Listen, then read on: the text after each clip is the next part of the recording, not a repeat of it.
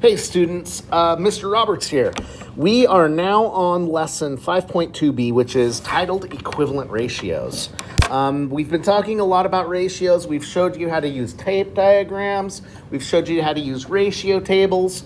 And now ratio tables, all of those different ratios in that ratio table are equivalent ratios. And so we're going to kind of explain some different things to kind of keep in mind as you're looking at equivalent ratios. So let's get to it.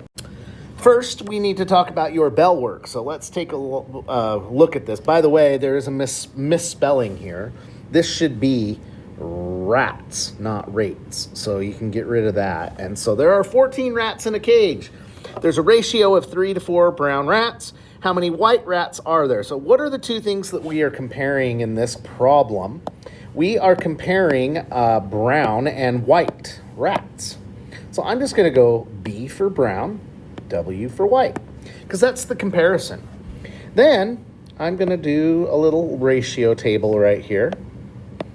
And I am going to go, okay, we have a total of 14 rats. So I also need to take the total into consideration here. So I need to know the brown, the white, and the total. So the ratio of white is, and I wrote that backwards, so let's erase that. It's okay to make mistakes. So you can see Mr. Roberts made a mistake there. It's comparing white to brown. Now, we have a 3 to 4 ratio of white to brown with a total of 7, right?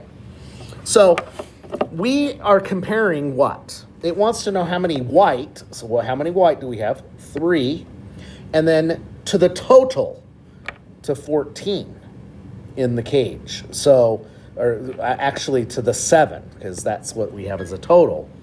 Now we go, okay, we want the 7 to turn into a 14. How did it do it? We times it by 2.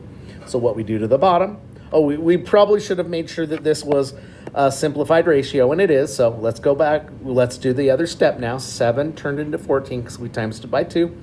Take the 3, times it by 2. We get 6. So 6 of these are white rats. And it is very, very important to use labels. Don't forget to do that. Let's go on to number 2.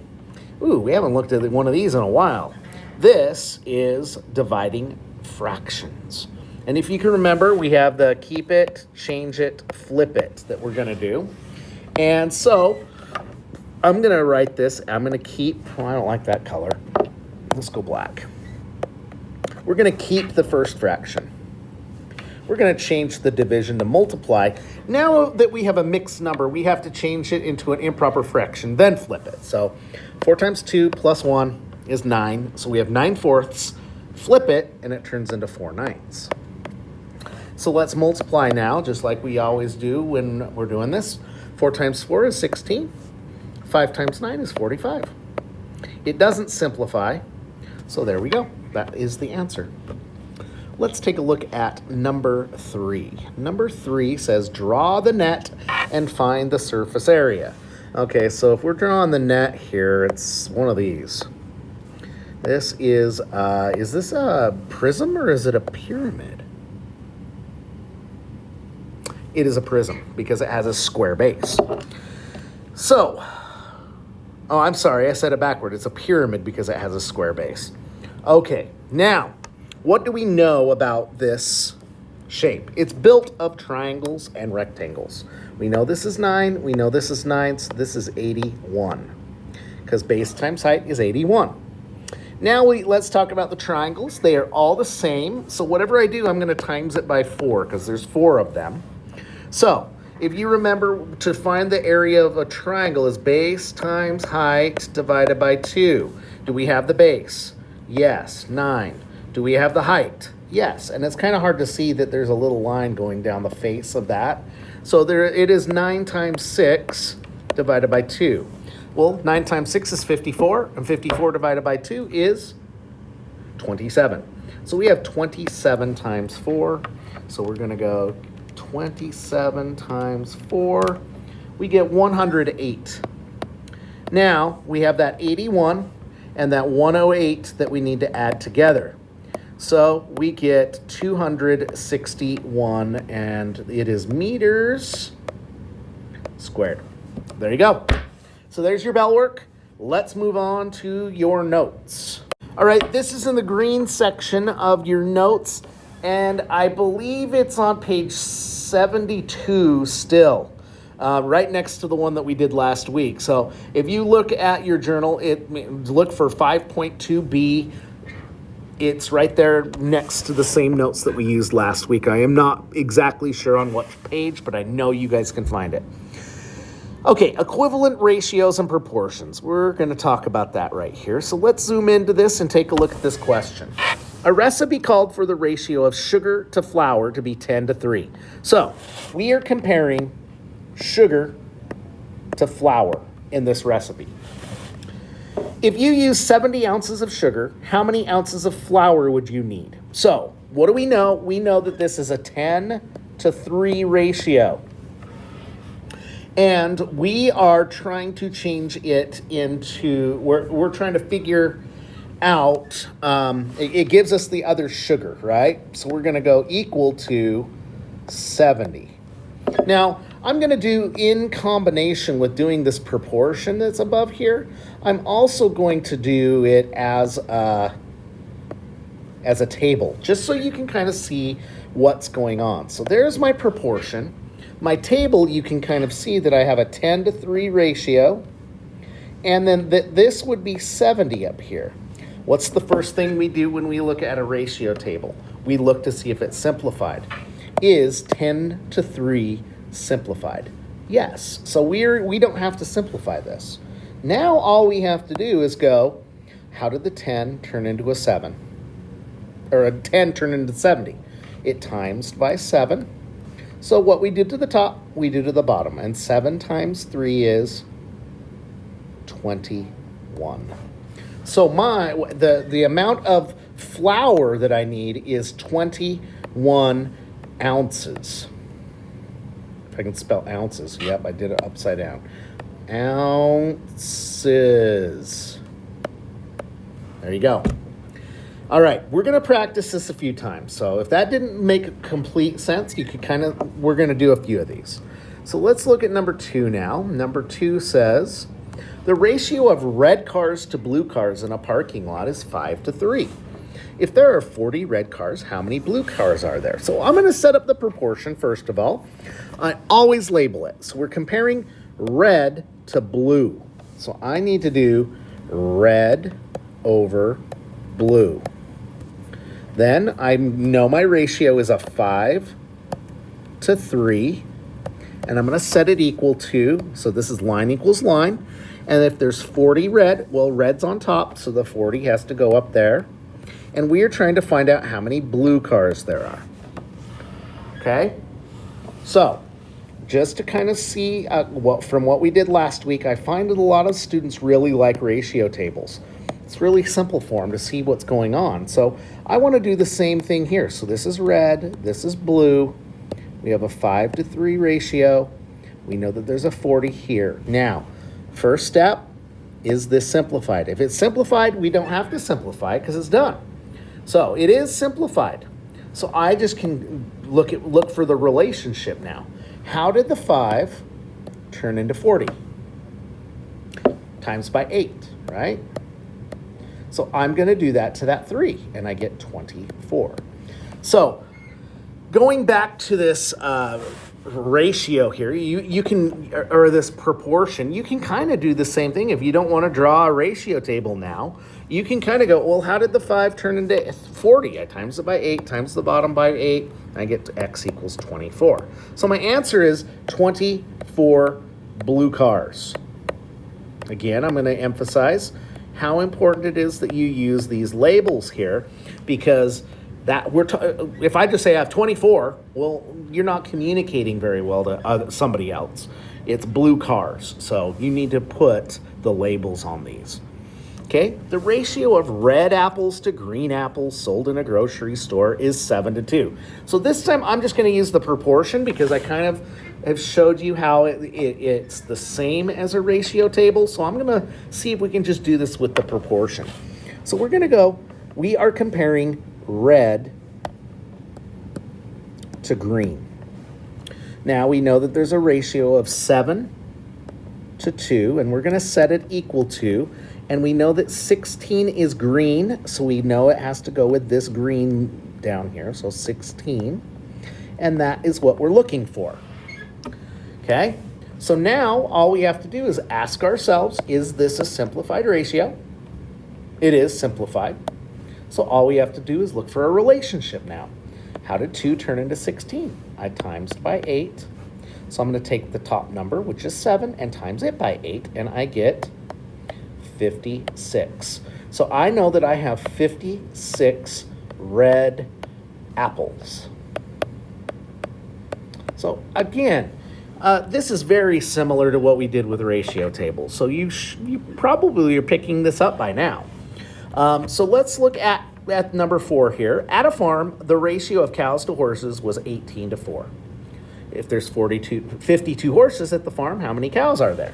So again, we're going to just use the proportion on this one. We're comparing cows to horses. So I'm going to just write that label. The reason I put those labels there, the reason I'm using those labels is to keep myself organized. So if you are a type of person, you want to write out the whole thing, you're welcome to do so. So we're comparing cows to horses, and we know that there are 18 cows for every 4 horses. And we want to set that equal to 52 horses, and this would be X. Now, first thing I'm going to ask myself, is this a simplified ratio? It isn't. So what am I going to do? I'm going to simplify it. So I'm just going to go over here and go 18 to 4. I want to simplify it. 2 goes into that 9 times, and it goes into that twice. So I'm just going to write that 9 to 2 out here. And I'm going to use it instead of that 18 to 4 now. It'll make my life a lot easier in the long run. And we're dealing with some rather large numbers here. I mean, I don't know what, when I deal with large numbers, I like to use a calculator. And you're welcome to do that. So how did this 2 become a 52? Well, if you don't know it off the top of your head, you can always do 52 divided by 2, and it tells you it's 26. So they times it by 26. So yes, I'm going to have to take that 9 and times it by 26. So I'm going to go 9 times 26, and I get 234. I have 234 cows if I have 52 horses.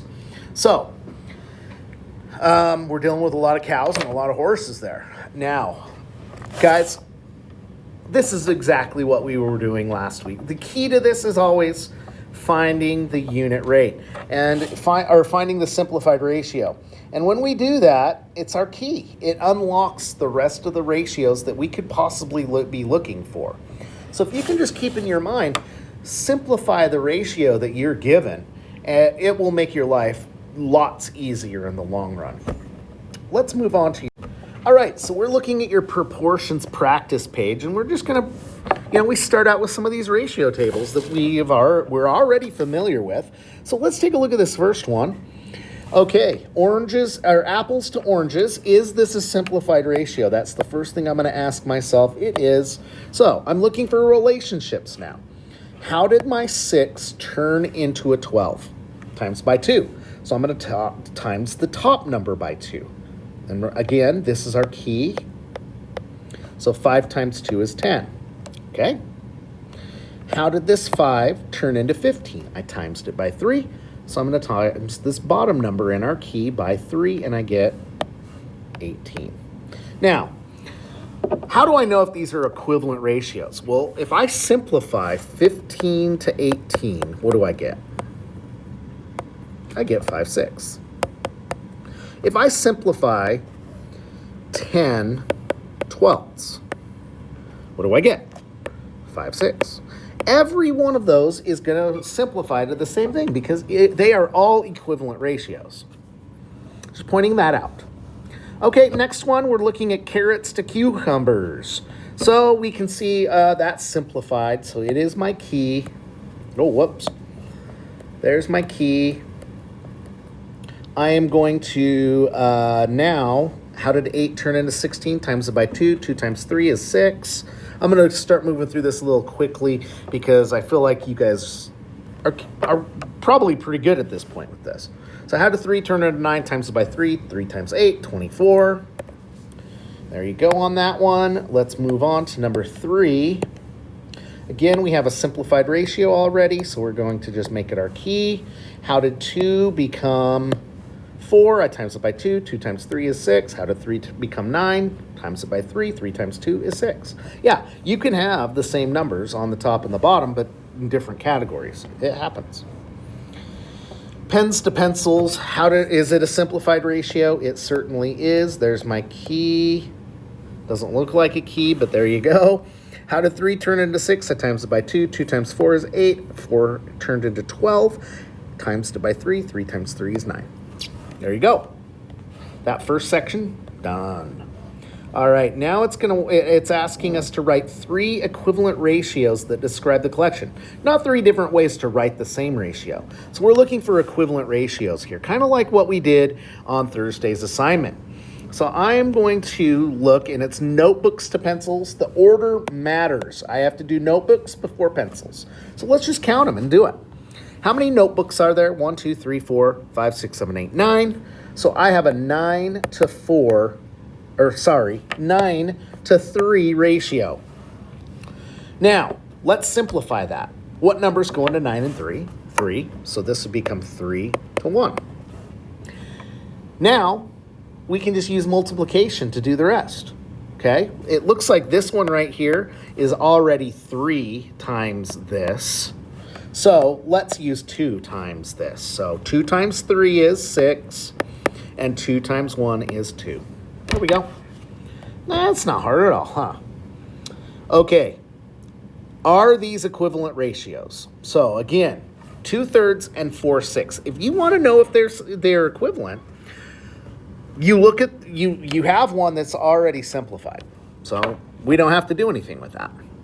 But we have the other one, which is 4 to 6, and let's simplify that. 2 goes into it, 2 to 3. That equals this, so we know, yes, it's true. They are equivalent.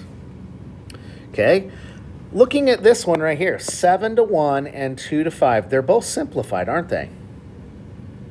Well, they're not the same, so that is a false. So false.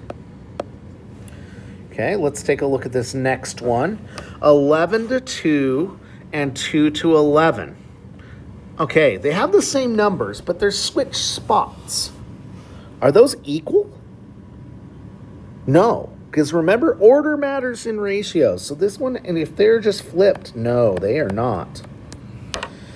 Okay, 3 to 1 and 9 to 3. I have a simplified ratio there, and I have one that needs to be simplified. So let's simplify it.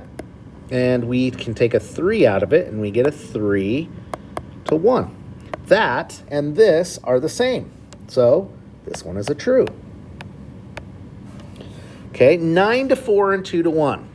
Well, 9 to 4 doesn't simplify. It's already simplified. And 2 to 1 is already simplified. And since they're not the same, that's a false. All right. So hopefully that made sense to you. Equivalent ratios always simplify to be the same ratio. Okay, number 11, the lawn mower, that's a tongue twister. The lawn mower factory can produce 12 lawn mowers in 8 hours. How many hours will it take the factory to produce 30 lawn mowers? So what are we comparing here? We're comparing lawnmowers to hours. So I'm going to write that down so I can remember that we are comparing L for lawnmowers to hours. Now, what if you, let's see what we're doing here. I have a ratio of 12 lawnmowers in 8 hours. I want to know how many lawnmowers, or how long it will take to do 30 lawnmowers. So there is my proportion. Now, I don't care if you use a ratio table on this. You can do that. But I am identifying that 12 to 8 is not simplified. So I'm going to write it down, 12 to 8. I know 4 goes into both of them. So that's a 3 to 2. So I'm going to come back here and go, you know what? There's my key. 3 to 2. Okay, how did 3 turn into 30? I times it by 10. Now I'm going to take that 2 and times it by 10, and I get 20. What does that 20 represent? Hours. Okay? Now let's do number 12. The object that weighs 10 pounds on Earth would weigh 4 pounds on Mars. If you weigh 95 pounds on Earth, how much would you weigh on Mars? So again, we are comparing Earth to Mars. And more specifically, weight on Earth to weight on Mars. So, if you have 10 pounds on Earth, it weighs 4 pounds on Mars. Then, if you weigh 95 pounds on Earth, so this is 95, and that's what we're looking for. Again, 10 to 4 is not simplified, so I'm going to simplify it. I get 5 to 2.